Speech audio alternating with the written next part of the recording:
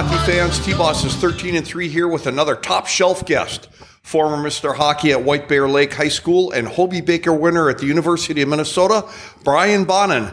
This episode is sponsored by the Chippewa Steel, Riverside Bike and Skate, Raleigh's Coach Club, Market & Johnson, Williams Diamond Center, and Kelly Heating and Electric. Mogi. Well, first of all, we have to thank Brian Zolman for making that connection with Brian Bonin here. Brian Zolman, former guest, runs Let's Play Hockey Magazine, the premier hockey magazine in Minnesota, that's for sure, and the surrounding areas.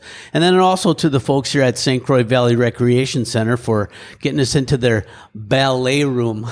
We're going to check out Brian's moves after the interview here and see how he's doing. That's right. Welcome to the podcast, Brian. Well, thanks for having me. Enjoy to be here, talk hockey. Sign me up, and it's 20 below. What the hell? Perfect hockey weather. There you go. It is. Oh, raised in White Bear Lake, Minnesota. Tell us about your family dynamics and growing up in the Bonin family. Well, I got a brother and sister, but I'm the oldest. And I don't know if my dad got lucky or really was even overly interested in raising hockey players or not, but all three of us played. But small house in White Bear Lake, a couple blocks down from where my father grew up. And he put a rink in the side yard. Really, really small rink, though. I mean, I'm looking here at this room and probably saying it's about this size or maybe double. So really, really small. You know, growing up in Minnesota, you have outdoor rinks, you've got lakes. So, you know, if you're going to live up here, you got to do something in winter. And I'd say you should be skating. There's some joy about skating. It's kind of like riding a bike. There's something really unique about it. I don't think you need to play hockey necessarily, but just get a pair of ice skates. And rumor is, and I'm, you know, relatively young there, rumor was I didn't want to do it. And I think I take a little bit of that with me when I coach or dealing with young kids. It's scary. Again, putting on a pair of ice skates and trying to skate is really challenging. And then to skate and be good at skating so you could become a hockey player, really, really challenging. But again, rumor is some friends came over and were out there skating. So all of a sudden it was like, well, you're going to get out there and do this or you're going to sit inside? And that's where it started. Well, good for your dad. So was he a hockey guy? Was your dad a hockey guy, or he just? Yeah, I mean, I look back at that, and I guess now I could say yes. Yeah, I think so. And then, you know, finding out that he played a little bit of hockey and looking back at some old pictures, I guess he did play hockey. And my dad didn't talk about it much, though. We went to a couple of North Star games. I think I went to 1 or 2 Gopher hockey games. I mean, more on those stories later. But yeah, liked hockey and I loved it. But very focused in on just playing community-based hockey and playing here in White Bear Lake. That's all it was. There wasn't a whole lot of like pushing me to run around and travel. You know, the whole game has changed. So some really, really fond memories of just actually playing at the old White Bear Hippodrome, in-house hockey. So tell us about that. What was it like growing up in White Bear? You know, you're a first-tier suburb of Minneapolis, St. Paul. Hockey was huge back in the day when you were growing up, and you had North St. Paul, you had White Bear Lake, you know, you had Woodbury. Tell us about some of the rivalries against some of those teams. Well, it certainly changed. Most of the rivalries, I would say, are non-existent, which is really sad for me, being an East Sider. So if you're going to say, you know, growing up in White Bear Lake, that to me is an East Sider. I'd like to hook my chains to, you know, those folks at St. Paul Johnson, you know, when you look back at all the governors and those names, the Peltiers, and but I'd say Johnson, North St. Paul, Tartan, Mounds View, Irondale. You could probably add in Roseville at some point, but not really. I mean, I don't remember Roseville as much. I don't remember Stillwater as much. You know, Zolman, he's bringing up that name. Yeah, those rivalries were huge. And, you know, now Mounds View, Irondale's combined. North St. Paul's gone. I think Harding might have had a team. They're gone. Yeah. St. Paul Johnson, gone. I mean, Moose doing a great job. I shouldn't say that yet, Moose. I apologize. But, I mean, they were a powerhouse. And so it's just sad to see that happen. And, you know, for the most part, Tartan is gone. So, you know, that leads to some other questions about hockey and the expense of it and the challenge of keeping people involved. But, yeah, really focused in. My dad was great at kind of managing me and expectations, I guess, at at the level we played and the teams we were playing. I didn't know much about other teams, other cities. There was no talk about an Edina or a Bloomington, or if anything, it was Warroad or International Falls or Roseau, something like that. But that was like a dream or a different world, and it wasn't like maybe someday we could even play those organizations. It was they are. They're a long ways away, and we're just focused in here, and we're focused on in-house and squirts, not peewees or high school or anything else. And then, every once in a while, maybe an NHL game was played on the radio. We didn't have a lot of TV back then. That's true. 3 channels, right? Yeah. And that was a highlight, having 3 channels. Did you have a choice in which high school to go to? Yeah, my dad gave me a choice there. Speaking of, was he a hockey guy or not? I grew up, I suppose in some ways, loving Hill Murray. And I say that because I don't have a lot of memories of White Bear, but I don't have a lot of really any memories of Hill Murray either, except state tournaments. Okay. So, but I didn't even know my dad played at Hill Murray. I mean, I really didn't know that. It might have been brought up, but there was no celebrating it. I guess I have to assume that he didn't even play there. So it really weird. It wasn't celebrated either in the sense of, Hill Murray and that Catholic conference that kind of came through, and, the sister schools like a Benilde, and I can't even remember the other Catholic school that's not even existent anymore, but maybe St. Bernard's came up. Brady I think it was Brady. Yes. Paul Brady, So it wasn't really talked about.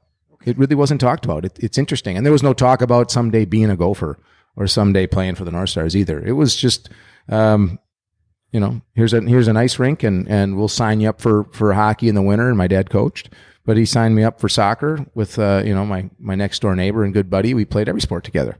So there was no can't wait for hockey season, and hockey season's the focus. And the only focus was he's going to throw in a rink in the yard.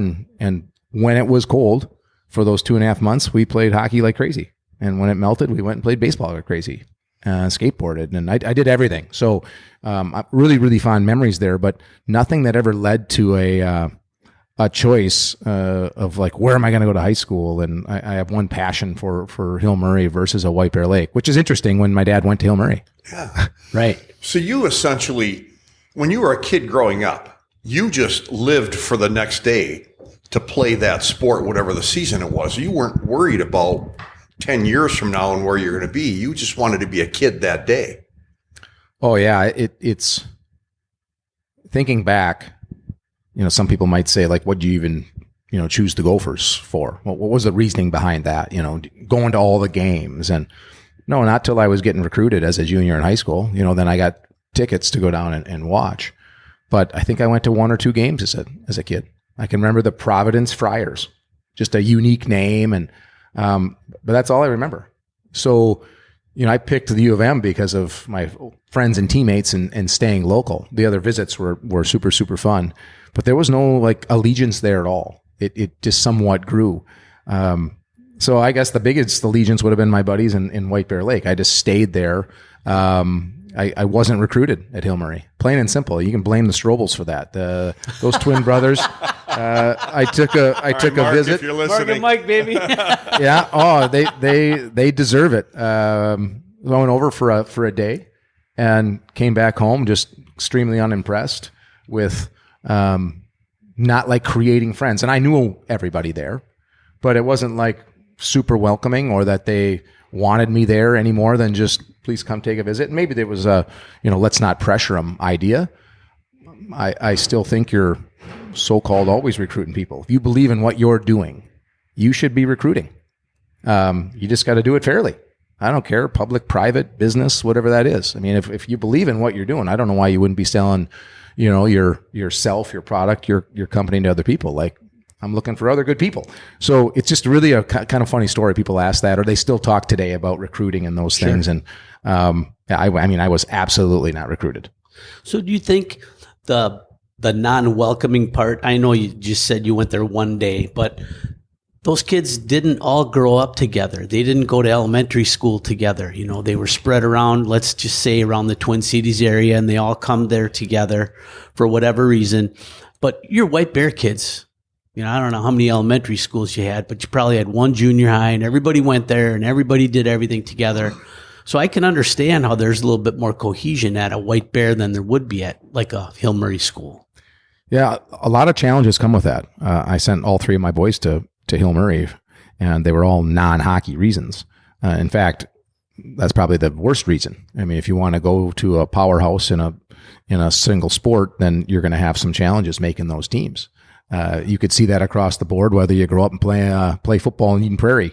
Oh, yeah. Good luck. Or, why would you transfer in? So, when you think about that, even from the perspective of like building teams, it is a challenge because nobody really knows the pecking order. As you move up through youth hockey, for the most part, some of those positions are set. They just are. The better players are going to, and they've always been the better players. So there might be a little movement here or there. Much different when you move in to a private school or you move state to state. I think people forget that sometimes. That's a challenge. There's a lot of egos in there. Tough for coaches to manage that too, because as the season goes, we got to put you in certain spots, and we all have blind spots about ourselves, especially in sport. You don't see. I can still remember. We'll get to that later, but watching the first couple of videos of myself and like, I didn't do that. That wasn't me. That wasn't my back check. And I'd say it the same way actually with scoring goals. That's not how I scored that goal. There's no way that's how I scored that goal. I remember it. But there it is on and there video. it is on video. Hard to argue. So, yeah. So it raises a bunch of other, questions in that. But, certainly the community. I mean, I came home and told my dad that my mom and dad both just said, if you're going to be a really good student, you can choose where you want to go. So that was about the only stipulation. But I was a great student. So I think they knew that. And, I just wanted to stick around with my friends. And we were a big class in White Bear. It was growing. White Bear was growing. The association was growing. It was a good time to be a Bear. And we had really good teams. So, super fun. There wasn't a question mark around that. Sure. You had mentioned your junior years, kind of when the University of Minnesota first approached you. What were the other schools that were also interested in you? Well, very, I guess, lucky on my part. You had a lot of hard work in the classroom. Everybody. I got a letter from every school. And fantastic. It was really cool. I was proud of that. And I thought for all those coaches and recruiters out there, I got to tell you, you sent me a letter. I read it. And I thought it was really awesome. Like, oh my gosh, here's a letter from Brown University. Where's that in the ECAC? I know something a little bit about it, or Vermont, or, the big ones like Maine and Harvard and, Minnesota and Michigan, Wisconsin. Those mattered maybe a little bit more at that point in time. But we got to probably back it all the way up to Bantam Camp. I'm not sure if that even exists anymore, but it was done up in Duluth. I can't remember the date that model camp started. Maybe it moved to the U of M. I'm trying to remember here. But Bantam Camp was up in Duluth, and I think Model Camp was down here run by the U. So Bantams versus Model, I think, was more of the high school players. And so it was run up in Duluth at the deck. And Surdich came up to me there. And I've always had, I had a fondness for Mike. God rest his soul. Good. He came up and he's like, so first time I ever got recruited, and maybe this is illegal, but he's like, we'd love to have you at Duluth.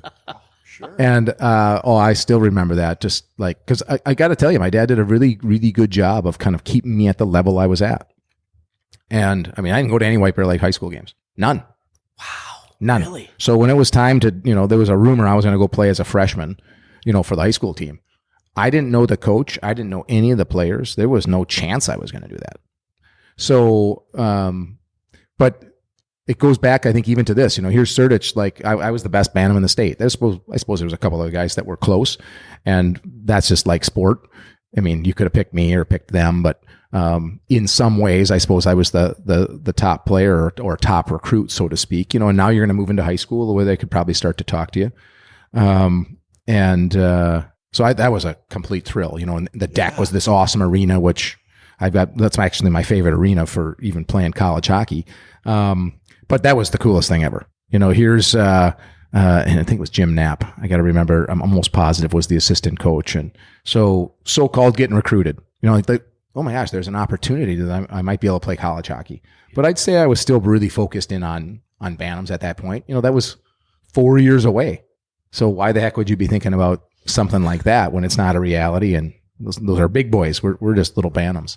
So it goes all the way back to Duluth. So took 4 visits. I went to Maine, Harvard, Notre Dame, Minnesota, and Wisconsin were the 5 I chose. And obviously, Minnesota was your ultimate choice. What was the difference? Was it just the hometown that made you choose Minnesota? I think at that point, it was teammates. I had played with just too many of those players. So on that visit, Wisconsin was super fun too. I knew enough of those players. Sure. They had Minnesota guys over there. Yeah, they did. Yeah, they did. And, it was intriguing, most certainly to go out and see a Harvard or a Maine. But maybe I was a homebody too. I look at myself now and say I'm not. But at Minnesota, these were all my buddies. They just were all my buddies. So it was really hard to not say yes to that. And no intention of thinking I was going to be playing 4 years, hoping I was going to play. But I wasn't going there thinking, okay, I'm going to be the guy here at Minnesota, but I won't necessarily be the guy at Wisconsin. That was not part of my decision. It was teammates, which goes back probably to that White Bear decision. Very cool. So we're jumping ahead here a little bit, but when you did choose Minnesota, you also chose chemistry as a major. You were an all WCHA academic honors 3 times. That's not an easy major. How did you balance that major with the commitment to play on the Gophers? Yeah, good question. Teammate of mine, Dan Treble, was also in the engineering program. There was a couple of smart kids that came in that class that wanted to smart kids. I shouldn't say it like that, but wanted to nerd out. We were nerds, I guess. But we had labs and we're interested in that dumb stuff. Let's be honest. And Danny and I, they somewhat made an exception. I think it started with us probably our sophomore year because the labs were on Tuesday afternoons. So it became like Tuesdays were optional. And I don't know if it was a shift in Minnesota sports, Minnesota hockey sports, that like academics mattered. And they did back then. I mean, you had to get a 17 on your ACT, which wasn't much. You had to get to class. But that's a challenge for some folks, even when you're not in a challenging major. College is about kind of just learning the responsibilities of getting your butt in class and asking a question when you don't understand and finding a way to pass. I don't know if it's about getting A's, which I didn't get, but having Danny as a kind of a teammate in that, was important. And then I ended up in chemistry because I'd say chemical engineering was going to be my focus, but chemistry becomes physics and physics becomes math and they all become one another. And I didn't like it anymore. So I think I just cheated a bit. So, being a nerd and down the ladder I went. And so balancing it, there's a challenge there, but you learn to just manage teachers and classes and grades in my mind. It's a matter of just being a little diligent on that. Sounds like you went there, though, to be a student and a hockey player. And let's face it, some guys go to school to be the hockey player. And they kind of struggle with that school part and doesn't work out for everybody all the time. Yeah, and I had my challenges there. I'd have to most certainly admit that. It crept in as I, junior, maybe senior year, got lazy. Most certainly got lazy, and I don't know if that's sometimes the human condition. You get yourself caught up in yourself. But it can be a challenge, because it's more enjoyable to sleep in and go to practice. And yet that story circles back around too. So I think Danny Treble, smarter than I was, a little bit more diligent than I was. And when we were seniors, we were talking about, playing pro hockey. Both of us were probably going to have a chance. And you saw the guys that went before you. So, okay, we're going to play maybe a little pro hockey or at least give it a try. And boy, is this going to be so much more fun because we'll be doing the same stuff, but no school. And we met up after a game in Syracuse and looked at each other and said, "This is awful. This is awful." what made it fun was going to class, your classmates. No kidding. And then they come to the games, and then you see them after the games. Okay. So, that came full circle on us both. And I still carry that today, that's actually what made it so much fun. It's why high school is so fun. So for all the kids out there that are like, I can't wait to get out of high school, and I can't wait to get out of school, and I can't wait to go where? To go where? You're always going to be educating yourself. And if you want to have a good job, big job, whatever you want to define that as, you got to educate yourself on a daily, weekly basis. Yeah. There's always going to be something new that you got to learn. So you got to learn how to learn. And I even think in sport, there's always exceptions to this, but you want thinkers. I want good athletes and good thinkers. I need you to be able to think, and I need you to be able to get challenged and then come ask a question. We need to have conversations about this game of hockey. School teaches you how to do that. The ups and downs, and good teachers, bad teachers. That's the same as a good and bad coach. Yeah. So I need good athletes, but I need kids that can show me that they can partake in thinking. I need you to be able to think if you want to be successful. So there's always exceptions to that. But it's funny how I think that all plays together as like the uniqueness of high school sports and college sports as well. It's all of that I think makes it the most fun. Nice.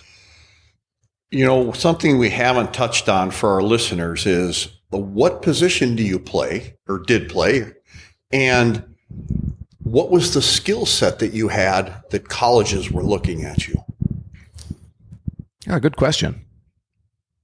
Not sure. I mean, I produced. I played forward, mostly center. There wasn't a focus back then. I don't remember or recall on the little, I guess, intangibles of, face-offs, D-zone coverage, defense in general. I can think back to being horrible my freshman year at the University of Minnesota. Much less in not a 200-footer yet. Yeah, much less in high school. So I don't know what they were looking for. Did certain players just bubble up and you grabbed them, or I'd have to give some credit there to Doug Woog and his coaching staff that they were looking for certain aspects to certain players that they could then develop. Again, student athletes, multi-sport participants. I think those things matter. I shouldn't say crisis. I think there's some challenge and or crises today in our athletes. And, maybe if you just want to play through youth and high school and maybe a little Division III college, maybe not. But I think there's a bit of some crisis there. You're never going to stop a Sidney Crosby. He's going to be good no matter what. I don't care what coach. Yeah. He's going to be good no matter what. Yeah. Certain things can and will make him great. But for the rest of the athletes, we got a challenge today with singular focus, and I think we're a little bit selfish and big egos. And when you play on, when I'm on a soccer team and I'm playing defense, I mean that was my position, and I loved it, loved everything about it. But I had to learn who I was in that pecking order and what I was doing to help the team. I mean, we had 3 stars on that team, and it wasn't me. And I ended up playing a little bit of tennis as well. But, in playing all sports, you start to realize, like, holy buckets, what it takes to be a good athlete, but how I can support that best athlete on another team. You carry some of that with you, I believe. You also carry with you, like, hey, this isn't my sport, but it's your sport. This is most important to you. And it just gives you a little perspective there on who you are and who you aren't. And there's some value in that. I don't know, maybe today there's more pressure on who you think you are and who you have to be in order to get recruited. Okay. So there's both sides to that. But, being a multi-sport star, being a really good student athlete, I think some things that come with that are just, we're not going to have to babysit this guy. We're not going to have to babysit him. So in all the good athletes, Brian's one of the better ones, but he also is one we're just not going to have to deal with. So I think that's maybe what made it real easy to choose me as a player for your university. JC mentioned to you about what were they looking for, and I was thinking about what you said about your dad putting that little rink next to the house, about as big as this room. And so every time you went out there, basically that was a small area game. And what is hockey? Just basically small area game. So I got to believe you developed your stick handling and some of your moves out there, just hanging out with your family or your buddies, and probably a perfect spot for you. Well, it was, and we ended up moving a couple years into that. I want to say age 6. Rink got a little bigger, but still, when I look back at the size of that, not huge. So did some skating out there, building up those ankles and quick turns and whatnot, 'cause it was a small rink. But we played a ton of boot hockey too, so tennis balls, and you got to learn to have really good hands, and those things bounce. And, when you're in boots, you can't go left, right. So the combination of both, I think really, really helped. And then I just had a knack for it. Like, I got lucky. I mean, if it's a talent, it's God given. And, I used it, liked it. Back then you couldn't train a whole lot in the summers. So if I got better, you weren't going to catch me. And that's really what happened. I think to a lot of players, that's what happened. And then eventually I got caught too. It happens. Everybody does. It happens quickly, but I worked really hard on it. Really, really liked it. It was never work to me. It just was never work to me. It was a thrill to get out and play hockey, boot hockey, street hockey. That was probably my favorite, but I love competing in all sports. So, baseball, wiffle balls, that sandlot idea, same with football. And so I learned a lot in all of those, I know, for my hand-eye coordination. Oh, yeah. And I'd say, muscle memory and the ability to, I guess, make the turns and whatnot. And in old withered skates, now we don't have these really, we didn't have these really nice skates. So you had to build that stuff up to stay strong. When you were at the university, what was the fiercest barn or the fiercest rival that you guys had? That was the old WCHA back then too. So when you were on the road, which barn was just immense to play in? I suppose we got to think of that question in a couple different ways. And then for listeners who, now there's so many new rinks, if you remember those or don't remember those, but North Dakota was a much smaller barn, and they weren't very good though. So I didn't like going up there, but we had plenty of success against them, and it wasn't jammed full. I think right before I got there, it probably was, maybe after, but they just weren't great. But that was a tough one. It's just in my memory of, I don't want to go there. Northern Michigan was awful. Crazy fans. They were pretty good. They were coming off being really, really good. Mm-hmm. They were just still a little bit average. Maybe my sophomore year, they were halfway decent. I don't remember going there. I think we started skipping a trip. There was a team that you wouldn't play on the road and somebody you wouldn't play at home. And we got to skip those guys one year. The other years of going up there, did not enjoy that. Did not enjoy Northern Michigan at all. So, other rinks, there wasn't a whole lot of, intimidating places. Denver wasn't great. That was a terrible barn, but we played well there. So result makes a difference, too, thinking back. And I suppose that's why, the most fun by far, the deck in Duluth and then Dane County in Wisconsin. Oh, was yeah. just fantastic. Yeah. Okay. Yeah. As you look back then at the barns that you just talked about, what about a competitor? Was there a competitor on the ice that you would look at and just go, holy crap, that guy's good. And, if I go up against him, I'm not so sure I'm going to come out ahead? Yeah, growing up, just knowing the same guys you're playing against kind of regularly. The Minnesota guys, I think that was a kind of a healthy, competition. I think more than anything, I wanted to compete on the score sheet, not necessarily on the ice. That grew, sophomore, junior, senior year, where I'd start to get a little bit more feisty, I suppose, with, internally wanting to compete at the faceoff dot or somewhere else on the ice. But it was more on the score sheet, which is actually quite immature.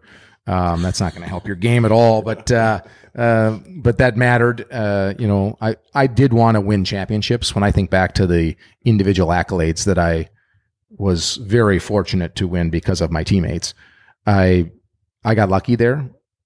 For sure. Those were certainly team awards, but coming in as a freshman, I just wanted to play. I didn't know if I'd play 4 years or not, and took a bit of a step my sophomore year because we lost Craig Johnson and Darby Hendrickson, and that changed the team kind of dynamic. But other than that, I just wanted to like participate, just get on the ice. And again, I think that gets to, I don't know, I got probably a little lucky. Maybe Minnesota got a little lucky too, because my compete level was not great. And certainly in the smaller aspects of the game, defensive zone, defensive position, face-offs, things like that actually help you in the offensive zone. So, but that was a different day and age. I mean, I think back to all the teams and players I speak with.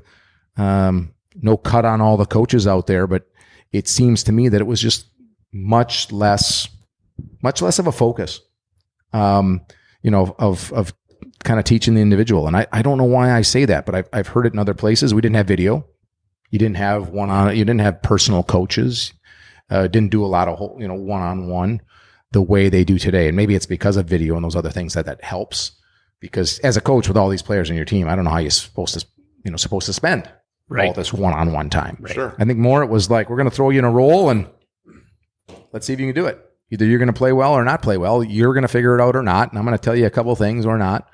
Because I experienced that in the pros too. Just more of like, go play. Okay, really? That's it? That's what we're going to do? That doesn't make a whole lot of sense, but okay. But I think that was the way we played more as youngsters. It was yell and scream at somebody, and then, I don't know, those guys look good on the ice. Let's keep putting them out there. Yeah. And eventually the score sheet shows plus minus and who scores and who doesn't score. I mean, I even think back to someone like a Herb Brooks. Like, he was looking for different pieces of the puzzle, it seems. Yeah. At the same time, I mean, everybody probably thought Mark Johnson was pretty darn good. He was really good. So Herbie knew that too. You just throw him on the ice and Mark Johnson makes stuff happen differently than Brian Bonin. I wouldn't have made that team. I was not tough enough. Well, you must have been doing something right as a youth kid, because you won the Mr. Hockey Award as the top player in Minnesota high school hockey. What did that award mean to you? I'd like to think my teammates believe that I was a team guy. Didn't care about these individual awards, wanted to win championships. I wanted to win a state tournament so bad. I don't even really know why. I actually if you go back, I wanted to win a Pee Wee tournament. I wanted to win the Bantam tournament. And my dad was really good at it, again, focusing in on those levels I played at. I mean, I can distinctly remember the Pee Wee state tournament in Burnsville and wanting to win that so bad. And they had a banquet the day before. I mean, it's funny, the things you remember. I wouldn't have been able to tell you anything about the Bantam teams in White Bear Lake. No chance I could know a player. You grow up and you kind of have those 2 years that you play with. You play with a grade above you and a grade below you. And so that's about all I would have known. And then moving to Bantams, we had good teams. I had really good teammates. So, Mr. Hockey is a culmination of those years with those teammates of mine that were extremely helpful in us being successful. And then I guess in the end, somebody, needs these individual awards. We like doing that, I guess, as a society. So here's the individual award, but it came from those years, and I'd back that all the way up into even squirts, playing with certain guys in my neighborhood and on the rink. They really helped develop my game. I think I helped them as well. So we had a lot of really good players that came through White Bear, and in the Bantams years, made both state tournaments, won the VFW tournament, which is a little bit of a side note there, but you got to win those games at the end, and you're playing everybody was VFW in Bantams. Getting to high school, again, just great teammates. I still think, my sophomore year, we made the state tournament. Totally an upset because Hill Murray got beat. We didn't beat him. And then junior and senior year, I mean, we were top 5, but top 3 and maybe the best team. And we lost both years. So you just never know what you're going to get. You still see that in high school hockey today. It's really hard to win in the end.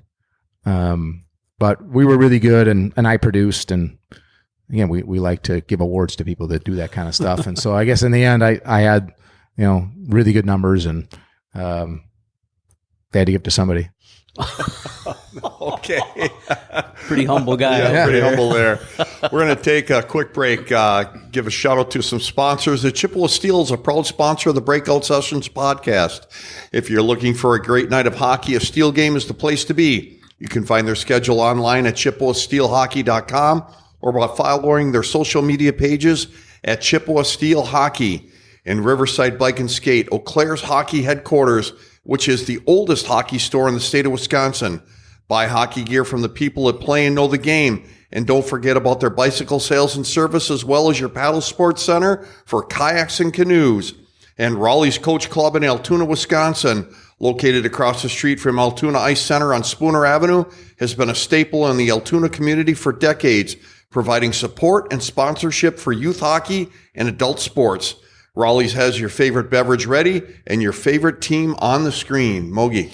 So, Brian, your first U of M teams were coached by Doug Woog, and at least the first 2 seasons consisted solely of Minnesota-born players. How big of a deal was it for a Minnesota kid to play at the U? Was that where everybody wanted to go? It was certainly top of the list. I mean, there was something about that barn. You know, getting recruited and getting some tickets to go down and watch a game. It just was a fun place. I love the Met Center as well. I mean, maybe that era, you know, old rinks, old barns, you know, thinking about Dane County, some of those other things I brought up, you know, whether though you go up north, War Road, Roseau, I just liked old barns. I still to this day like that, like the advantage of the home that the home team gets with it. So I got 1 year at the old barn, and so I think going to those games and seeing that place, wanting to play there. I mean, sold out crowds and whatnot. I mean, hard to say no, you know, to that. And, you know, being all Minnesota players, not sure that was anything that I was thinking about. You know, people talked about it all the time and like, that's a really big deal. And I do think it is. I don't know today. I mean, everything's changed so much where I think it certainly was unique. You know, only Minnesota players and these Minnesota players coming through these high schools that you were watching and then they moved on. There's something really cool about that. But I would say if you're out in Massachusetts or Maine or Michigan, it's just as cool if somebody comes through, you know, locally a program and you're like, you know, that's our guy from Ann Arbor and he's playing for the Wolverines. I mean, that's cool. Yeah. It just is. There's something unique about that. I don't know if we make a bigger deal out of it than it is or not. If you would have asked me at the time, could we keep that going? I think I naively would have said, yeah. But like anything in I guess, merit-based work, and that's what sport is, something's going to happen where you're not going to be able to just bring and create the best players out of just one area. You know, human beings are good at that. So it didn't surprise me that they were going to have to go outside of it. I was a little bit sad if I think back to it. It was not my 4 years. Do you remember who the kid was that broke the barrier? I think it was Patolny. Ryan Kraft. Oh. Came in at 5'7", 197 pounds. What did he bring to the team? Yeah, he was a rock. But Crafty was Moorhead. So I'm pretty sure it was Patolny. So I got the wrong guy. I think you're wrong. I think it's Patolny. Nice job, but I'm trying to think, which is why. Well, we'll check on this. But Patolny for sure. Patolny for sure, and then he scored that winner, which helped everybody be a little bit happier. Yeah, in the national championship. But and we'll get back to Crafty on that too, because I'm trying to think, and I've heard from different people that Wu was starting to recruit outside, and so this was in the works when I was there. It just was do we pull the trigger or not? And is there a player that's good enough? So I think part of that would be we had so many still really good players in Minnesota that, yes, there were others out there, but they were also coveted by every other school. So, yeah, you could probably go down and try to chase somebody down out of Michigan. But Michigan's really, chasing them down. And who wants to be the first guy to actually go to Minnesota with Minnesota guys? So I think it was a unique kind of combination that kept it all Minnesota. And, are you going to upset the locker room or not? Or who knows what those questions were. Yeah. But I'm pretty sure that in that time, Coach Butters and Genzel and some others were probably pushing Woog, hey, we need to do this. We need to do this. I think it was starting probably to show as well that junior players were getting more experience.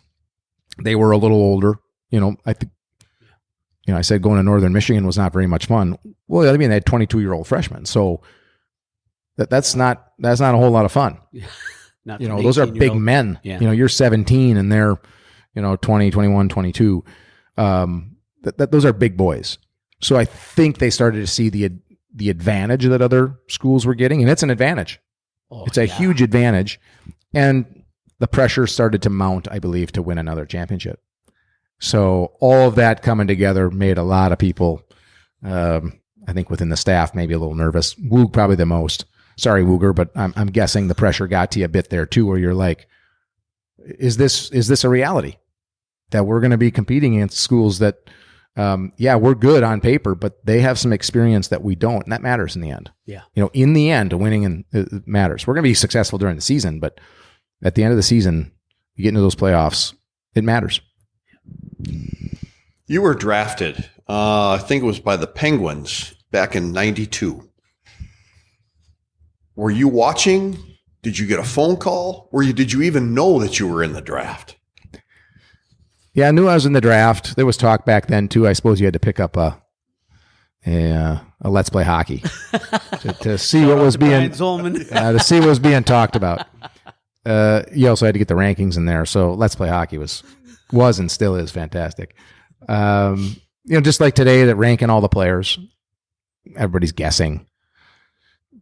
I'm trying to remember the name, and it happened after me. Jamie Langenbrunner did this. He left Minnesota high school hockey and went and played up in the OHL in Peterborough. Rumor was that the Minnesota North Stars said, well, I shouldn't say it like this, but that the idea was, we draft you, you go there because we want to develop you. We're going to draft you that early. We don't want you playing college hockey. I think that's changed today, where now they really like college hockey as a minor league, so to speak. Mm-hmm. But if you back that up then 2 years, I had a couple conversations with the North Stars. Les Jackson was the president or player personnel. And there was a rumor in the old Pioneer Press, Charlie Walters, saying they're going to take me in the second round. And I had lunch with them, and lo and behold, they didn't pick me. At that lunch, I said I was going to go to Minnesota. And there was no chance I was going to go play in the OHL.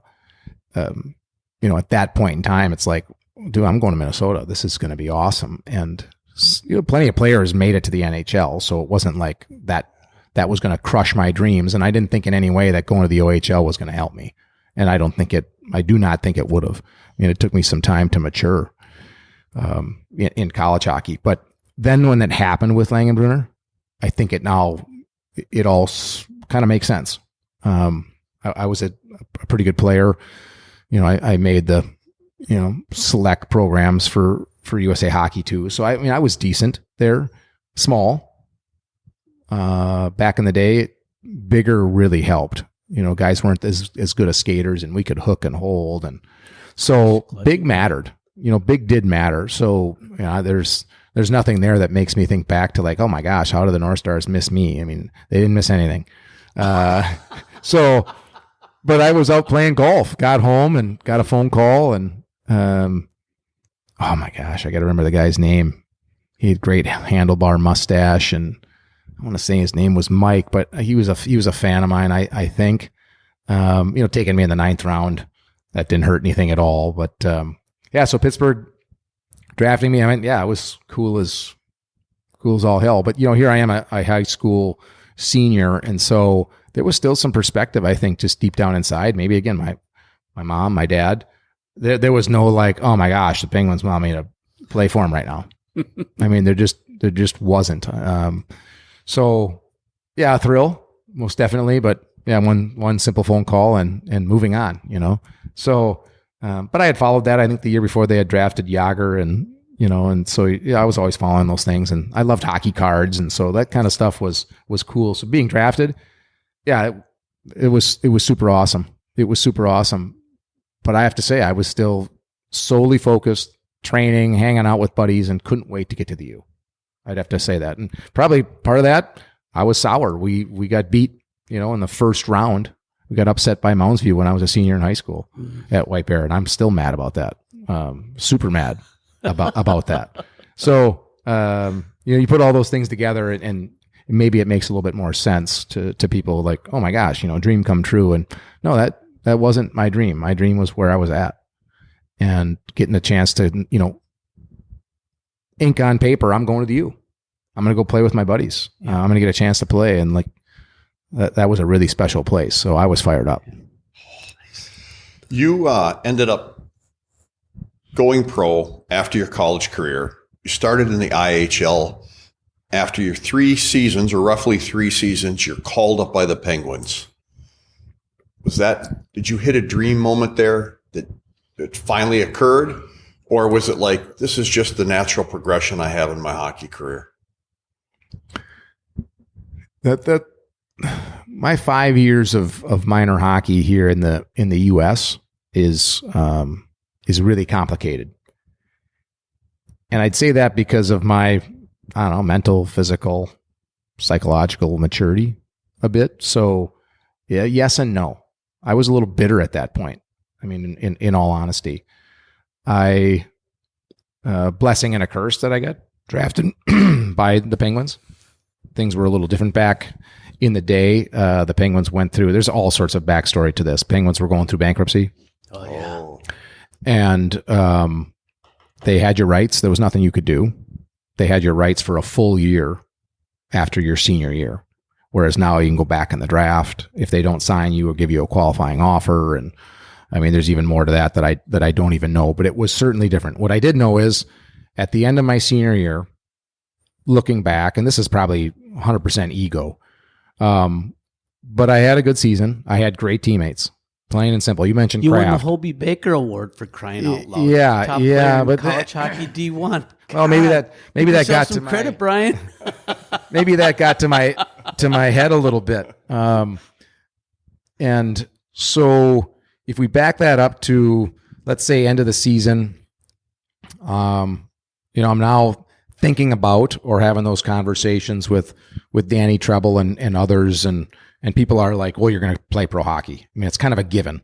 I'm having a successful season again. We're having some success at Minnesota. I've now seen guys that I've played with go on to play pro hockey. And in all my, let's say, hockey advice that I could give, I would say the perspective I learned from this, and it carries down to today, I looked at guys before me that went and played, and I had more points than them. So therefore, I should potentially get the same opportunity. Maybe I'm even better than them. I don't think I often thought I was better, but I thought I was equal. And that's just not true. It's just not true. I was decent, but I had a lot to learn. And yet I thought I might get a chance to go. I really thought I might get a chance to go for the playoffs. And I'm still a little bit mad about this in all honesty, because you start to see now how players progress or not. And if you're going to spend some money and or draft somebody, I don't know why you wouldn't give an opportunity to him. Yeah. I also saw in my pro days, teams give guys opportunities. So again, this is a really long and windy road here in this story, but I think there's some value to it. Get to the end of the season. We take another step back. I'm playing against guys now that I know really well. So in that group of Hobey Baker finalists, and going back even to my junior year, you got guys like Mike Greer. He's the GM of the Sharks right now. Yeah. You got Martin St. Louis, a Hall of Famer, and Eric Perrin is his line mate. You got Brendan Morrison. You've got, I think maybe Marty Turco was up for it. Mikey Crowley was up for it with me. Chris O'Sullivan, guy out of BU, unbelievable hockey player. Yeah, I won the Hobey. I'm not sure I was the best. Jay Pandolfo, head coach of BU, just saw him last year. He was out for the Hobey with Frozen Four. Frozen Four, but he came for the Hobey banquet, and Macklin Celebrini was there. I mean, that guy's fantastic. He's 17 now? He's 18. I mean, things have really changed. Yeah. I say this because those guys were all good. Yeah, I won the Hobey. But even before that, I thought I might get a chance. Pittsburgh had done it in the past, so they sign you, they bring you up, and you just hang with the team. You get to know the guys, maybe practice. Didn't know if I'd play a game or not. So I think I got ahead of myself a little bit there. And it didn't happen. Okay, that's fine. But I got to invited to play the national or world championships. It was over in Vienna, Austria. And I mean, that was an absolute thrill, by the way. I mean, all the NHLers in those non-USA countries all think that's the biggest thing. And, if they get knocked out of the playoffs. So, Ovechkin was there and Alexei Yashin was there. Not Ovechkin, but Alexei Yashin. He was a Russian that I just thought that guy was fantastic. I don't know why, but I remember that name. And playing with that group of guys was just awesome. We won the bronze medal. I think I played halfway decent. But that was already like a wake-up call to just see like this level of play. So some of the, I guess, let's say bitterness and then the perspective of what I saw there, like, holy buckets. And I needed someone back here to kick me in the ass and say, like, you're good, but you got to get a whole lot better if you think you're going to play in the NHL. I mean, a whole lot better. And so I think I worked hard at that. I think, going into training camp my first year, another setback. The Penguins don't want to sign me. And previous years, guys had wanted they had signed. I mean, the money wasn't huge, $200,000, $300,000. And I say that casually because everything's changed so quickly. But I was like, I don't know. I mean, I'll take anything, but you don't want to sign me? Well, then you got to let me go. And they wouldn't let me go. So my other option was to go sign in the IHL. Okay. But you sign in the IHL and get hurt or anything else, then so it was a really tough spot. So finally we agreed and I signed and I went to camp like a week late. That was a horrible idea. And, here's this Hobey Baker winner coming in late. I mean, I wanted nothing to do with that. I think you can hear from my comments, like I thought I was good internally, but I didn't think I was anything special past that. I played with enough good players to know. And stepping on the ice in Pittsburgh, I mean, I knew that like right away. In fact, it was probably part of my downfall there too, is not having enough ego. But coming into camp late, not good. By the way, walking in the Penguins locker room and there's Mario Lemieux and Jaromir Jagr and Tom Barrasso. Yeah. And like, you know what they're thinking? Who the hell do you think you are? Yeah. And the answer is, I don't think I'm anybody. But your buddy Craig Patrick wouldn't sign me. And I didn't need to be signed by Pittsburgh. It was like, then let me go. So you got all that happening to a 22-year-old, and I didn't manage that very well. I got sent down. I got a couple preseason games, got sent down. I think I was actually playing quite well. Got called back up again. Last preseason game, a bunch of guys were hurt, didn't want to play. So here we are in Cleveland playing in the IHL. I'm thinking like, well, I'm not going to play in Pittsburgh, but I'm going to play a ton here in the minors. Get called back up for the last game, which really means nothing, but it's at Madison Square Garden. And so then we go back down again. I'm just like, this is fantastic. Again, no ego whatsoever, but I'm going to play, except in the IHL. Those cities and teams, they cared about selling tickets. And so they got a lot of the kind of older veterans on their teams. It wasn't the AHL, it was the IHL. So it was split. So Pittsburgh is sending their guys, and they got a lot of really good guys. And Cleveland's like, well, yeah, but I'm playing the old guys. I'm not playing these young guys. Well, I didn't know that. So coming in, like, I'm playing really well. And I'm like, they used to have 3 lines and 1 extra player. And I was the 1 extra. A lot. I think I got scratched first game or second game. I got scratched. I mean, I literally didn't know what to do. I'm like, you got to be kidding me. I'm flying around. I'm, again, coaching, general managers, owners. Yeah, Brian, you're good. You're good. But these other guys, and come to see, like, the game isn't always played at 100 miles an hour. Those guys were better than me. They just knew more. They were veterans. They were, Jacques Collender was this guy, played a bit with the Penguins. He won a cup with the Penguins, but all-time leading scorer in the IHL. No offense, Jacques, you weren't the best skater. Didn't matter. I mean, he knew where to go and how to play and how to score and how to make. And And so they're playing those guys. Well, that again, another just like big ego hit. And now I'm looking at the other guys in the minor leagues and in the NHL, and I'm like, they're playing and I'm not playing. And I was a mental midget. So I get scratched a ton. Good buddy of mine, Serge Aubin, played a long time in the NHL. He by the way, got run around in the minor leagues and everywhere too. So great that he made it, but he was getting, shit on, sorry, but he was. And a bunch of other guys then got moved out of the team that were good players, and they got sent to Long Beach and Kansas City, and Penguins are going through bankruptcy, and guys are getting worried about getting paid. Yeah. So year ends okay, but I didn't play a game in the playoffs till the very end. I think I played the last game of the year, or last two. I think it was just the last game. Scored 2 goals. So that was awesome. Like I go into year 2, I'm feeling, good about that a little bit. And the Penguins decide we're going to share Syracuse as our minor league, but we're going to share it with Vancouver. Another nightmare. Yeah. So coming into that year, things went well. In training camp, a little bit better, but I'm still not prepared, and that's a whole nother sidebar. All those unbelievable players in Pittsburgh, by the way. But that was a huge challenge then in the minors too, to balance like 2 teams now trying to fight over playing our first rounders and second rounders and whatnot. Season went well though, and I got to go up and hang around in the playoffs. That was super fun. Didn't play any games, but super fun. And into the third year. I thought I had a really good training camp, but they picked up a couple of guys on the waiver line, and come to find out after, because they sent guys to like 4 different teams, Penguins, and the bankruptcy was only getting worse that third year. And so I thought I played really, really well. A bunch of minor league teams I think really wanted me, but Pittsburgh wanted them to pay. So they paid me, and I went to Kansas City, and that team was terrible. And I mean, I was flying around. I still can't figure it out. I had 10 points in 20 games.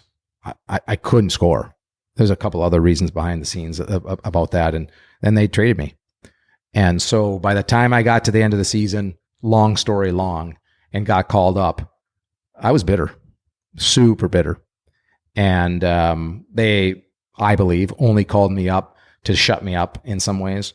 They only called me up because they owed me a guarantee on my contract, which I was making $75,000, and I only got paid $50,000. And at the end of the season, they'd have to pay you the extra $25,000. So basically, they just called me up and paid me the $25,000 by not playing me. But Kevin Constantine gave me a chance and taught me how to play defense, and I think I played really well. And everybody came back healthy. And then when we had another injury in the playoffs, he put me in. So that was my thrill. It was not my first game, even though that was against the Flyers in Philly against Lindros and Brindamore. And so that was a thrill. A bunch of these things were absolute thrills, but it wasn't the thrill that I would have hoped it would have been. And I think a lot of things happened there, but yeah, kind of a mental midget. And I say that because I don't care how many points you have. The NHL is a whole different level, and they're looking for a certain kind of player. And I had some expectations there that were unwarranted, I think. And I didn't earn my spot there. I didn't step up, and so it wasn't a thrill. It really wasn't that game in Philly. And I didn't get a ton of ice time, and I got a couple more of the following games. And then after the 4th game, we're going to the last game of the year, and the rumor is that Gretzky's going to retire, and it's in Madison Square Garden, and we're playing them on the road. And so I just got my fingers crossed, I hope these guys stay hurt so I can stay in the lineup. And they did, so I got to play in that game. So that's my thrill. Wow. If I go back and say, absolutely, you know what, the Lord is really good to me in the game of hockey. He was. I just learned a lot of lessons along the way about life and about sport and about, things can go your way and not go your way, and you got to be tougher. You got to be tougher in terms of managing that, which, hate to say it, but tying it back to how do you manage your life and your schoolwork and your coaches and your teammates, along the way.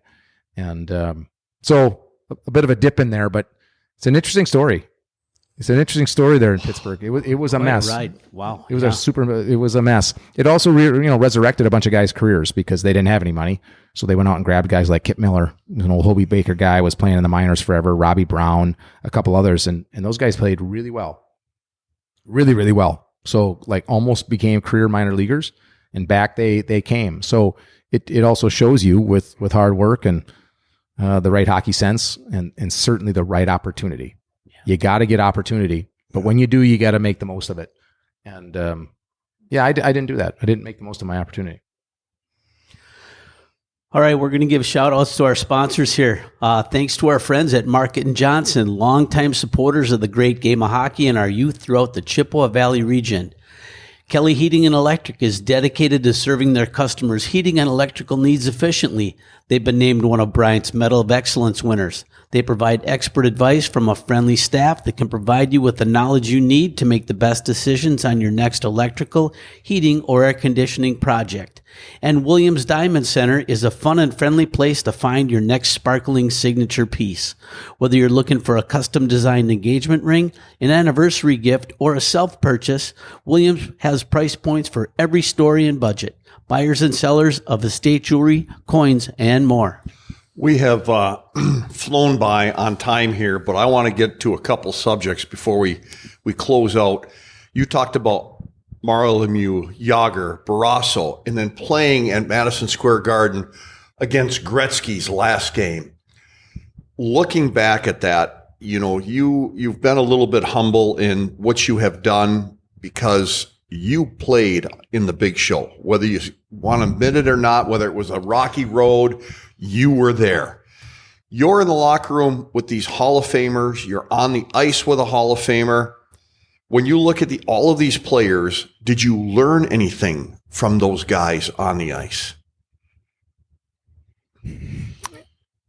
Yeah, I suppose more of it would be subconscious, just because I wasn't around it as much as, like in today's day, it seems people are around the rink more. There was, at least in Pittsburgh, training camp there was a time limit each day on the practices. I mean, there's some side stories to this that are just fantastic. Rumor was one that no one was ever in the weight room. Now, no one was ever in the weight room really at Minnesota. We weren't forced to do that. It slowly came in to be kind of a compliment to a hockey player, and it's today it's really specific to probably even your position. But it was, I think, it was used by Billy Butters did this, I think, with the defenseman. And if you look back, White Bear Lake guy, and Billy produced NHL defensemen, plain and simple. He took high school guys and developed them. Pitlick and Skarda and Zamolik, and so in my opinion, that's all Billy Butters. Those guys bought in, but there was some weights going on, and Jack Blatherwick was the skating coach, but probably some weights and stuff too. But us forwards, we didn't do any of that stuff. So now today that's like a part of everybody's doing this stuff, and so and it's a focus, and it needs to be a focus. I mean, if you're going to play now, there's big boys, you got to be strong. Well, at Pittsburgh, no one was doing it either. There was a couple, like 3 sets of 10, was on the board. I mean, honestly, I'd go in there, and so I was on the bike sometimes and actually doing a little bit of weights. Nobody else seemed to be doing that. I mean, like nobody seemed to care. And here, Pittsburgh coming off a couple of cups. They still have Lemieux, who then went through some of those injuries and then his cancer. But I mean, the power play was Lemieux, Yager, Sandstrom, Zubov was in and out of there. Hatcher was in and out of there. And who was the other guy that I got to think through this? Because then through that too came Kovalev and a couple others. I mean, the power play was at 37% or something. And it was silly how good these guys were. So when you say what did you learn from them? I mean, in some ways, I don't know what they're doing. I mean, again, I thought I was halfway decent and saw the game. These guys really could see the game, but they were big and they could skate. And but no shoulder pads, no helmets in practice. Lemieux and Yager never wore a shoulder pad or a helmet. I mean, some of the stuff is crazy, and they were just unbelievably good. I mean, you could just kind of coast and hold that puck, and if you made this move, then they made that move. And I'd still say that that's what I believe is happening in the game today. You don't see it. I'm not even sure the players can actually explain this to you. They just assume that you see the game and understand the game. And I believe what they're reacting to is they can see all 10 plays that could happen, And if you, the defenseman, or you, the goalie, cheat a little bit, they instantly see it. Yeah. They can just see it before it happens, so to speak. But they're seeing it as it happens. You cheat a little bit because they know the 4 options, and you cheat and they do this. Yager and Lemieux were amazing at that. They could just hold the puck, and you didn't really know what was going on, but they did. So yeah, certainly a thrill to be with that program there in Pittsburgh. Again, it was a mess. It was really a mess. I think a lot of people were actually worried about getting paid and whether the organization was going to stick around. Yeah. But then going to Madison Square Garden, because as a kid, Gretzky was my favorite player. I had a couple of books, and so before the game, Constantine, our coach, was like, "Listen, this is pretty serious. They're out of the playoffs, but for us, it's positioning. So this is a big game for us." And we won 2-1 in overtime. Yager baked somebody in the corner and then went 5-hole. I mean, it's a fantastic goal. If you go back and look at it, looks simple, but like what he does is just silly. And but before the game, I don't know if I'm going to play much. Probably not going to play much. I know I'm going to be on the 4th line. In fact, I didn't have any points in the NHL. Maybe there was a phantom one there I should have had in Detroit, which was super fun as well, playing with a couple of Russians. But I got robbed by Mike Richter in the 3rd period. It would have been the game winner, I think. It was a backhander, and he was fantastic goalie too. And I teased him later about it when we did this commercial for Honda, and he didn't remember it, of course. But the Rangers were loaded, So, but before the game, I was just walking the halls. I didn't do any prep whatsoever. I was like, who cares? Season's over. Pittsburgh doesn't care about me at all.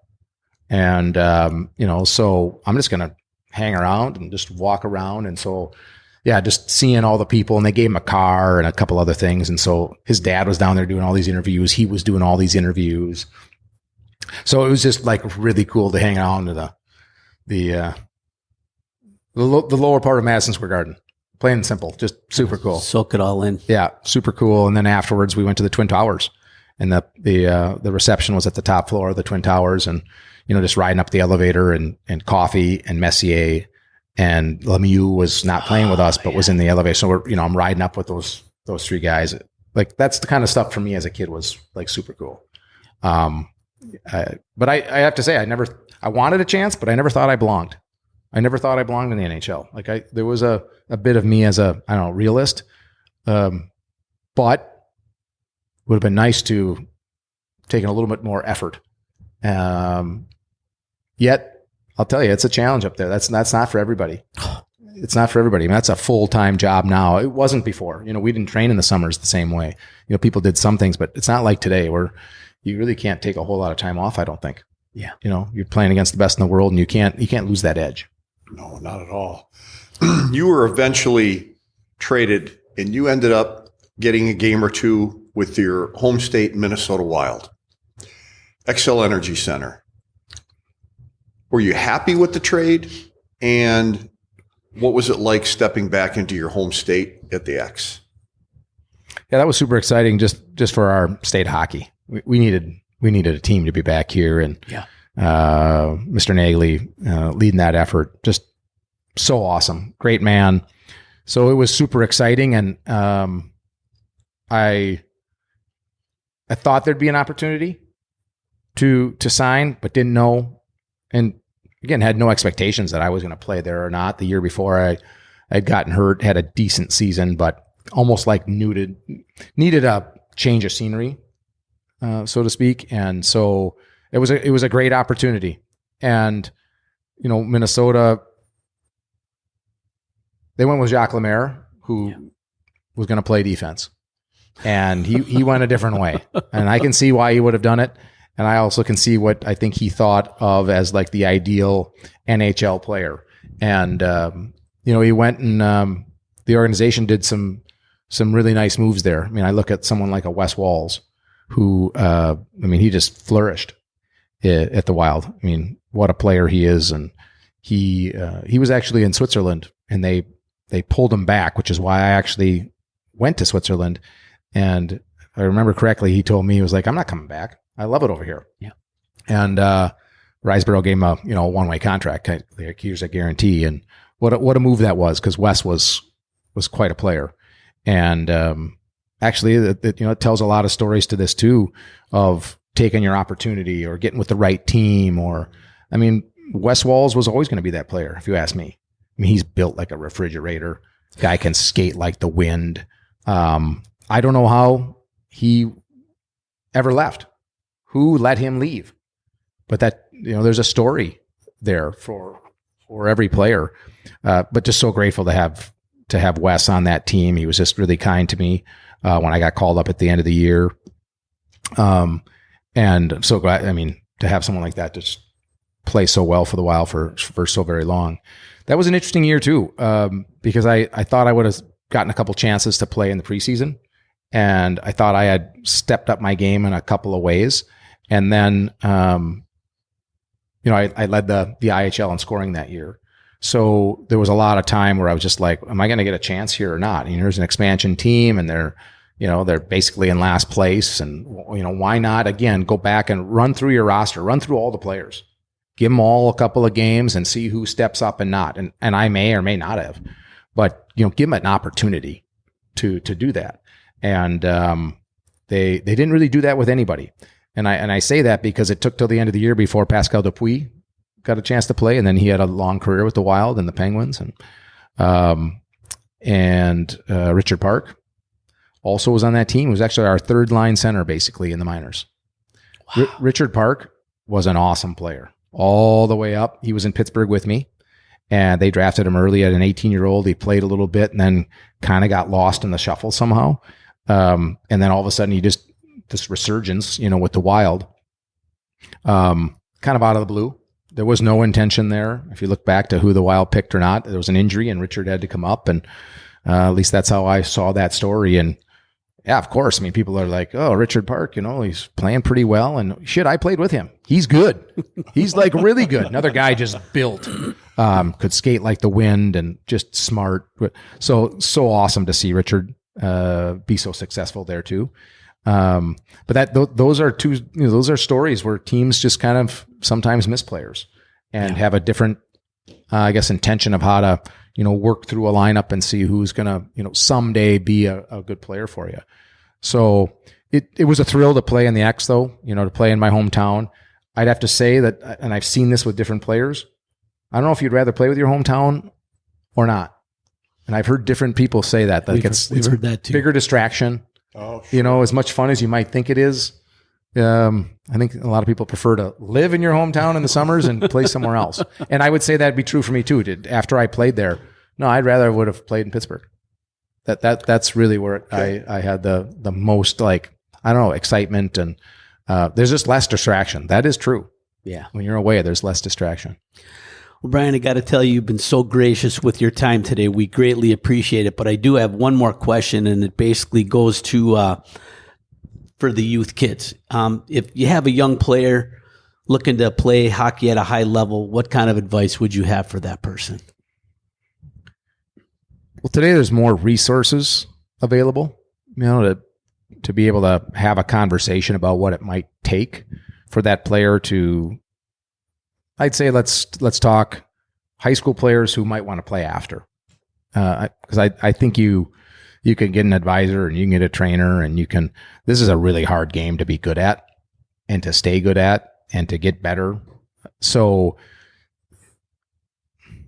I think people play hockey because they want to play this game they've heard of or they've watched, and then when they start playing it, they want to play because they just love playing it. I'm not sure that everybody is really dead set on I want to play in the NHL or college hockey, and they certainly don't have any idea the amount of work it's going to take. Yeah, what's it going to take? And the compete that it's going to take. This is a really physical sport.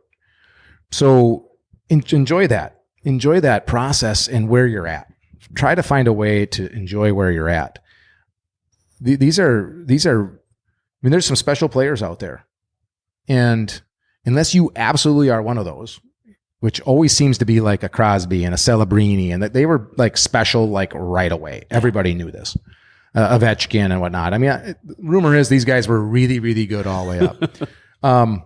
Most of us are not. So try to enjoy where you're at and mature where you're at and keep learning where you're at. Having those conversations with coaches and others just about your game and your compete level. And because you're going to go out and play with some experienced players, some veterans, some older fellows, whether it's either in the junior ranks, and then once you get to college, I mean, these guys are really, really good players. I was talking the other day with some folks about the U of M. Here we are playing Notre Dame, who's got a terrible record, and we get our World Junior guys back. Mm-hmm. And they're fabulous players. But I thought they were going to really, really, really stick out. Yeah. And I say that because we're just, World Juniors, and they win, and they are special players. It just tells you how hard it is to stick out and to, make plays against other experienced players. Yeah. So, we smoke Notre Dame the first night and we lose the second night. The perspective there would be, this is a long journey. Don't rush it. and be ready for your opportunity. So as you're preparing, I don't know why you'd want to jump ahead and try to rush that when there's so many other good players. So try to stick with where you're at, work on those aspects of your game. Try to figure out what it is I'm not good at. I mean, that's what I should have asked. I should have actually told Brian Lawton, my agent, like, what's going to prevent me from playing in the NHL? What's going to prevent me from playing? And I know he would have known the answer. Maybe he was too afraid to tell me. We didn't have as much one-on-one training. But, I mean, literally, he should have said, like, you don't fix these aspects of your game, you got no chance. Because that was the truth. And sometimes we don't want to hear that. We want to just hear the accolades of like, I'm the best player on my team in high school. I'm the best player in this. And so where do I go next? And why am I not on the power play? And because there's a lot of really good players, and we can only put 3 on the power play. Only 3. And we don't put the 5 best players on the ice. We put the best combination of 5 players. And that's maybe 2 really, really, really skilled guys, and then 2 really, really tough guys and big that stand in front of the net. And one, you know what I mean? I didn't think that as a kid. You're thinking like, put the best 5 players on the ice. That's what you should do. And that's just not how this game goes. Yeah. So mentally, that's tough. Ask someone, if you can, like what it is that I'm not great at. And how can I make a couple of those things a little bit better to round my game out? Because I'm going to get asked, if I want to keep playing, I'm going to get asked to play those other. Sure. Those, if you're not Celebrini, you're going to be asked to play defensively on the right side of the puck and manage bad passes and other things, and manage, rushes and make smart plays. Otherwise, they're going to bench you. That's just how this works. There's too many players now that they can work through on all these rosters. There's no roster limit, it seems, anymore. I got to ask one more question. I know we're short on time here, but excuse me, in your era, you go to the face-off dot. Excuse me again. You look left, you look right. Who are the 2 wingers you want on your line? Anybody that you would want? Names? Yeah. You're saying? That's interesting. Yeah, I got to be careful with that one. I'd say I'm going to go more like skill-wise. But I need one line mate that's a scorer and a playmaker who's thinking like I'm thinking. And then I need a bigger, tougher guy on the other side who knows that when we give him the puck, he's got to give it back, or he's got to shoot. Like go cause some ruckus and then go get the puck in the corner for us, kind of idea. But like conceptually that, and I never would have thought that as a kid. You'd be like, put the 3 best guys together. That's no, they don't share the puck then. Or so it's really interesting, like part of the growth too, and that's hard because that's not what happens at Pee Wees and Bantams, and it's not really even necessarily what happens at high school. It's once you get into those big games, other teams can shut you down just too easily. So there's got to be a balance in that. Coaches, I think, are seeing that more and more, but that's tough on players because it sometimes doesn't make a whole lot of sense. Why, I'm not on this line, and then if I'm not on that line, and my 2 line mates maybe aren't as good, then I don't produce as much, which means I'm not getting, the notoriety and the opportunity that I think I should be getting. And so that's tough. That's been all of time. I think the coaches that can figure that out, at the end of the season, like what are the combos that work best for a multitude of reasons, because not everybody can score the goals. It's hard to score.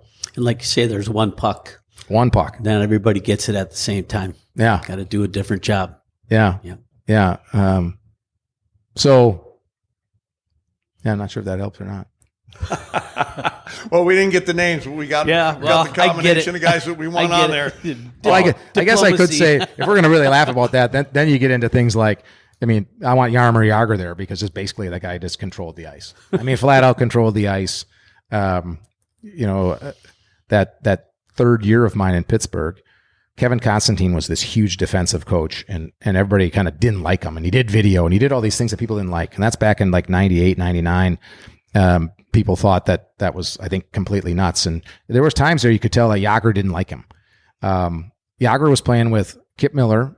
Well, he played with kind of everybody because it came and went. But Kip Miller, who had been in the minors for a while, but he was a Hobey Baker winner, and look at that guy's stats. He was quite a player.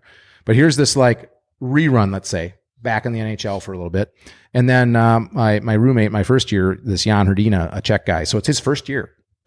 I think it was Jagr's second most points that he ever had. And I remember Constantine saying that when we were in Madison Square Garden. So Jagr did it by himself in the NHL. I mean, by himself. Crazy. I mean, that guy's got the second most points of all time. He was a machine. I mean, a machine. Just big and strong, and good luck getting the puck from him. Oh my gosh. So you want him on the left, and it doesn't even matter who's on the right. Got it. Brian, this has been an absolute blast, and holy buckets, did you educate us on hockey? And not only that, but your history and in the dynamic that you felt growing up. We appreciate the fact that you shared all that with us. Yeah, great advice for young players to stay in your moment. Don't look too far in the future. Thank you so much for your time. Yeah, goes fast. Here I am, 50 years old, goes fast. So enjoy it. All right. Thanks, Thank Brian. you. Welcome to our Meet the Steel segment. Today we've got Chippewa Steel player Zach Sondreal from Woodbury, Minnesota. Moog. Well, welcome. This is our spotlight interview with our Chippewa Steel player. We do this after a few of our episodes. We got a deal going with the Steel, which is awesome. And we had 3 of his teammates on last month, and we got 3 more coming up this month. And Zach drew the short straw, so you have to go first, buddy. Welcome. Well, thank you. I appreciate it. So tell us a little bit about yourself. Grew up in Woodbury, Minnesota. How young were you when you started putting on the blades? I kind of started late. Both my parents were basketball players, so I probably finally started when I was 8 years old. Who got you into it? I have a twin brother, and we had a babysitter growing up, Chrissy King. She played Division I hockey, and she got us rollerblades and kind of started us on that train. Oh, how did the basketball family feel about that? I think they were. I don't think they were very happy right away. Right? A little more expensive than basketball, Yeah, all you need is shoes and a ball and a hoop, right? right? Ooh, a little bit more than that for hockey. Yep. Tell our listeners, what position do you play and how did you pick that position? I'm a defenseman. Kind of naturally. Weren't the best player growing up, and a squirt team my first year kind of just had me playing defense all year, so I stuck with it. Were you able to play skate backwards? Yeah, that was probably the strength of mine. That's why they kept me back there. Couldn't skate forwards, maybe. All right. Hey, everybody knows their role. Well, as long as you learn it early, that's good. Where did you end up playing high school hockey? I went to Cretin-Derham Hall. And how was your experience there? It was awesome. We had a really close team. I was very fortunate to go, and we actually had like 6 of my buddies growing up in Woodbury that all played together from squirts to we graduated high school. We all made the jump to Cretin. You kind of skipped over from learning how to skate to high school. You didn't ask them about the youth hockey. So tell us about some of your youth hockey experiences at Woodbury. I had a really good experience. Like I said, we had a good group my age that stuck together all the way through, and great coaching staff. I don't know if you know any Woodbury hockey staff. We had John Erickson, who recently Wes passed. Wes Bolin, he would help out. The high school Coach. But no, we'd do fun trips, like we go to Duluth and play an outdoor game, and so you get to know some of those guys. And now we have George Peterson on the team, who was a part of those outdoor games with us. It was fun. So during those experiences, both youth and high school, did you have the opportunity to go to any state tournaments? I did. My second year of Pee Wees, I think we placed 4th at state. We lost in double overtime to Jimmy Snuggerud and those Chaska guys in the semis. So, yeah. That's not a bad team to lose to, though. No. Snuggy's they had a doing good squad. okay. Yeah, they were okay. Jimmy's one of our former guests, as a matter of fact. Yeah, Yes, he he's is. doing We all right. just saw him the other day at the Wild game We did. with his guy Ben Hankinson. Yeah. That was pretty cool. When did the juniors start taking a look at you? I think probably like start of senior year, junior year of high school is kind of when guys started talking about it. And at the time, I think a majority of players in Minnesota high school stayed. Like not many players were looking to leave. A lot of those top end guys that would be Mr. Hockey finalists, they'd go into go into college as a true freshman. So it wasn't until kind of after I graduated that guys looked to leave early. Okay. And how did you end up with the Steel? My Blades coach, my AAA coach, Brad Stepan, was the president for the Steel. And he actually left my first week in Chippewa. Thanks, Brad. I mean, I talked to the scout was really welcoming. Ferns, he's now at the Wilderness, but he kind of walked me through it. And but ultimately, yeah, Stepan was my reason to come. So growing up as a defenseman, did you have any players that were idols of yours or anybody you liked to pattern your game after? We talked a little bit about Jake Middleton. You wanted to be out here with your tarp off for the interview, trying to boost our listenership. Get the viewers up. I think, growing up, I watched a lot of football. It kind of slowly transitioned to watching more hockey the older I got. But I was a big kid growing up, so I liked, McDonough. I liked Yossi. McDonough was a Cretan Cretan guy, yeah.